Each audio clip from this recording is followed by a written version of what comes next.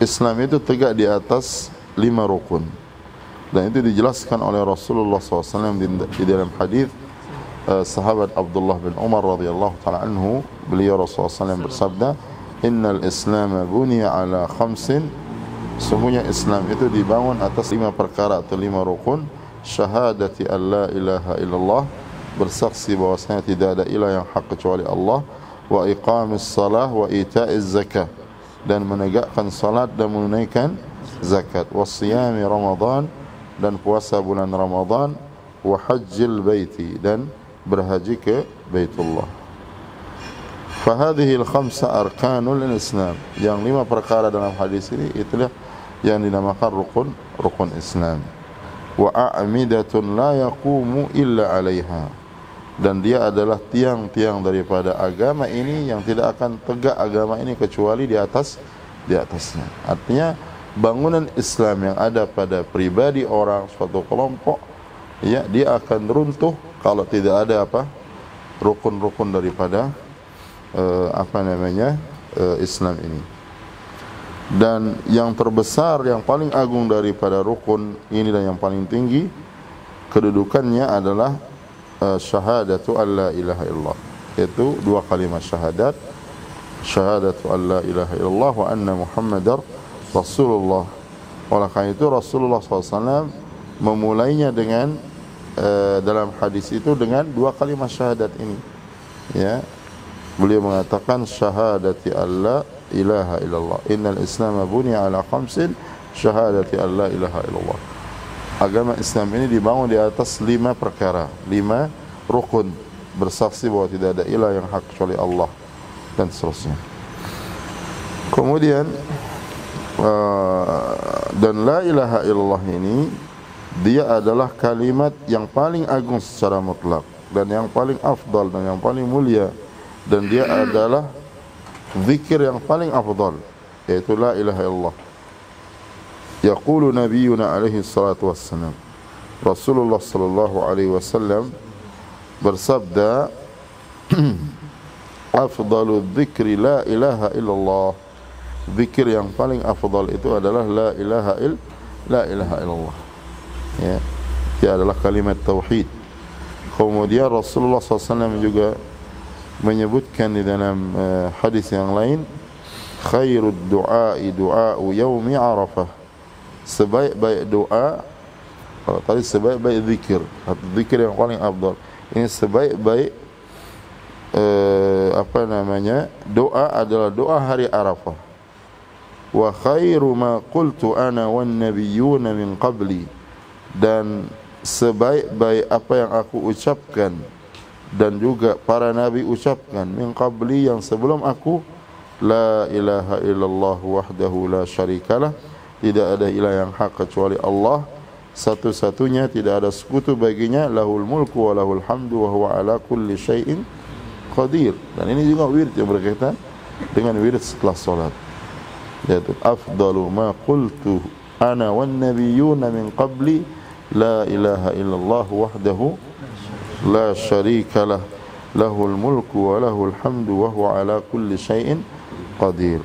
Tidak ada ilah yang hak kecuali Allah satu-satunya, tidak ada sekutu bagi Allah, lahul mulku wa lahul hamdu, dialah yang memiliki kekuasaan dan segala pujian, wa huwa ala kulli syai'in qadir, dan dia Allah Subhanahu wa taala atas segala sesuatu, dia maha kuasa. Dan juga Allah Subhanahu wa taala menyebutkan di dalam Al-Qur'an, wa ma arsalna min qablika min rasulin illa nuhi ilaihi annahu la ilaha illa ana fa'budun. Allah Subhanahu wa taala menyebutkan, wa ma arsalna min qablika min rasulin, tidaklah kami mengutus sebelum engkau Muhammad dari seorang rasul, illa nuhi ilaihi, melainkan kami wahyukan kepadanya. Artinya semua nabi dan rasul diutus kepada yang pertama dan utama adalah kepada la ilaha illallah, penyembahan kepada Allah. Ya, wa ma arsalna min qablika min rasulin, tidaklah kami mengutus sebelum engkau Muhammad dari seorang rasul, illa nuhi ilaihi, melainkan kami wahyukan kepadanya, annahu la ilaha illa ana fa'budun, bahwasanya tidak ada ilah yang hak kecuali aku, kecuali Allah Subhanahu wa taala. Fa'budun ay fa'buduni, maka sembahlah aku. Artinya makna la ilaha illallah itu yang sering disebutkan oleh ulama, la ma'buda bihaqqin illallah, itu dalilnya adalah ayat ini, ya, illa nuhi ilaihi annahu la ilaha illa ana ay la ilaha illallah fa'budun, maka sembahlah aku, ay la ma'buda bihaqqin illallah. Dan ini adalah inti daripada dakwah semua para nabi. Oleh karena itu kita tidak boleh bergeser dengan apapun kata orang. Ya, dan terbukti orang-orang yang bergeser dari dakwah tauhid ini pada asalnya, setelah itu dia akan tenggelam. Dia mengatakan, oh ekonomi Islam, dia tenggelam. Sehingga kadang-kadang tidak ada bedanya antara riba dan bukan apa? Riba. Dia bilang akhlak. Tapi akhlak yang boleh bertentangan dengan tauhid bahkan. Ya. Kenapa? Karena asas itu tidak ditegakkan. Ma bunya ala fasidin fahuwa fasidun. Sesuatu yang dibangun di atas kerusakan, dia akan apa? Rusak. Ya, dan kerusakan itu ada dua halahnya atau keadaannya.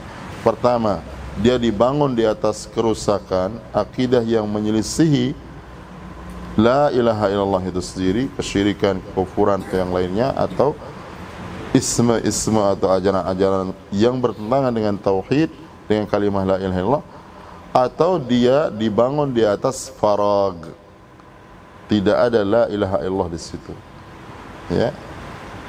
Ya, seperti orang-orang yang kena dengan ateisme, tidak meyakini ini, tidak meyakini ini, dia farag.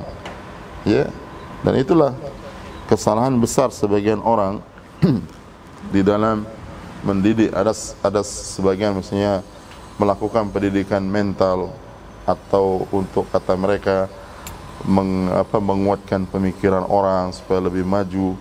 Ya, kalau orang itu betul-betul ilmiah, kata mereka, kita harus keluarkan semua pendapat di dalam pikiran dan hati kita, apapun keyakinan itu, supaya kita objektif, kata mereka.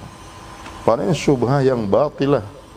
Ya, kalau anda ingin menilai ajaran-ajaran secara keseluruhan dengan Islam, kata mereka, kalian harus objektif dengan cara apa? Mengeluarkan semua apa? Keyakinan-keyakinan. Dan ini berbahaya. Karena orang kalau keluar dari dirinya keyakinan tentang Islam dan iman, dia jatuh ke dalam apa? Kekufuran. Kekufuran dia jatuh. Ya. Jadi dia pasti masuk yang lainnya, atau dia faraq, berarti dia tidak meyakini sesuatu, berarti dia tidak beriman kepada Allah Subhanahu wa taala. Ini berbahaya. Ya, oleh karena itu orang banyak sekarang menggunakan istilah sepertinya ideal, sepertinya dia bagus, tapi sebenarnya dia arahnya kepada apa? Penyimpangan dan kekufuran kepada Allah Subhanahu wa taala.